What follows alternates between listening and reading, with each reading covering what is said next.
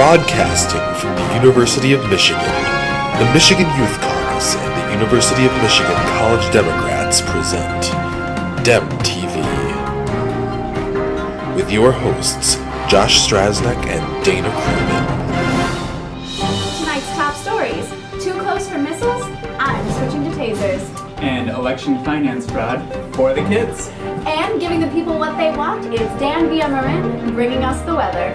Broadcasting live from beautiful Ann Arbor, this is DEMTV. Good evening, this is Dana Cronin. And I'm Josh Strasnick, bringing you another great edition of DEMTV. A bi-weekly policy update brought to you by the Michigan Youth Caucus, the University of Michigan College Dems, and College Dems chapters from across the state. We begin straight away tonight with shocking news from Michigan, as a new bill being put forward in the Michigan State House of Representatives would allow tasers to be carried by people who already have a concealed weapons permit.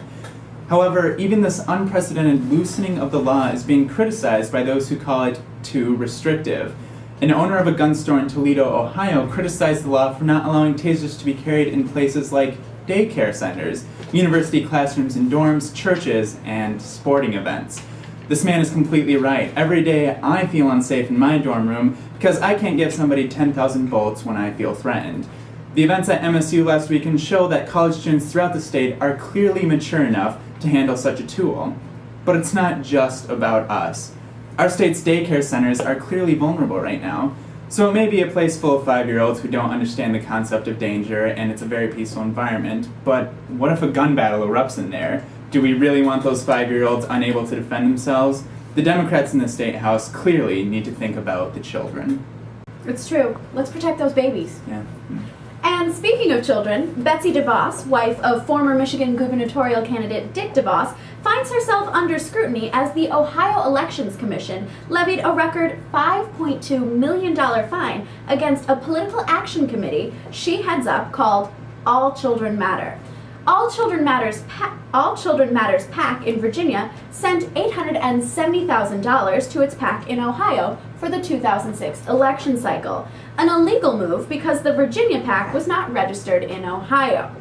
Each PAC is being fined $2.6 million, or 3 times the amount of the contribution. Truly, this is a harsh punishment. Perhaps it will ensure that next time Mrs. DeVos will make the committee follow campaign finance rules.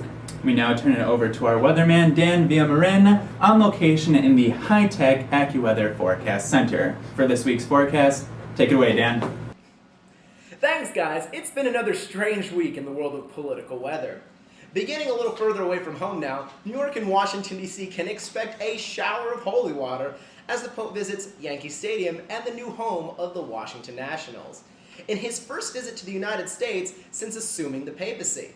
This storm is expected to cover a slew of issues ranging from globalization to the sexual abuse scandal that rocked the Catholic Church. Now, if he just stopped by Comerica Park, the Tigers could certainly use some divine intervention. A little bit closer to home, in neighboring Detroit, Mayor Kwame Kilpatrick still seems to find himself trapped amidst a Category 3 tornado of scandal, unable to escape it. After being advised to use the method duck and cover, Kilpatrick quickly joined Christine Beatty under his desk. And that's the weather for this week. Now back to Josh and Dana. Thanks, Dan. Returning to the mitten once again, this time to a fellow university. In what is becoming an annual rite of spring, Michigan State students began a riot early Sunday morning. Police attempted to break up Cedar Fest, a party which has come to include tearing down street signs while police look on. After flashbang grenades failed to dispel the crowd, Moo U students, displaying the class for which they are known, chanted, "We want tear gas." And they soon got their wish. Despite an earlier pledge to resolve the incident without tear gas, the Popo felt they had no other solution. When the night was over, 53 people were arrested, burning bridges to their future like they were couches. And returning to the mitten once again, the Michigan Daily reported this week that enrollment in the university's text message alert system is much lower than the Department of Public Safety both anticipated and desired. These alerts would be used to warn students in the event of 3 scenarios alone: a gunman on campus, an emergency weather situation, and a breakdown of the insomnia cookie truck. It can only come as a shock to local authorities that few students have decided to take advantage of this opportunity, seeing as though most people on campus take every opportunity possible to interact with DPS. And in national news, Pope Benedict XVI is set to make his first papal visit to the United States next week.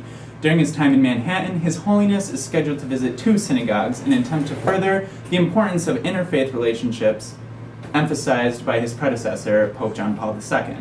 When asked if he would consider extending this religious olive branch to faiths such as Scientology during his papacy, Benedict simply responded, "Hell no." Finally, this week's shameless plug. If you want to get your chapter of the College Dems involved in DEMTV, even over this summer, email me, Dana Cronin. And also a special treat for you tonight, getting to know the University of Michigan College Dems blog, we have a very special jingle for you.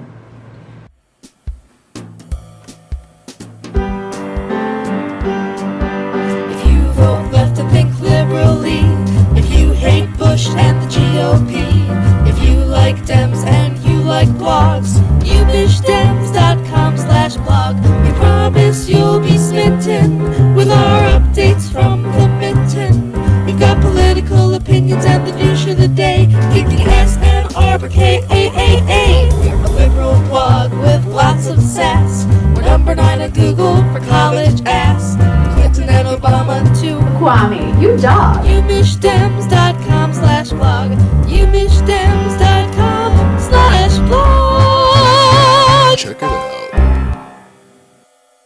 A special thanks to Danny Abosh and the rest of the University of Michigan Thoughtful Dems on that one. If you enjoyed tonight's DEMTV, you can download all of this year's episodes free to your iPod. Just go to the iTunes store and search DEMTV, that's one word, DEMTV.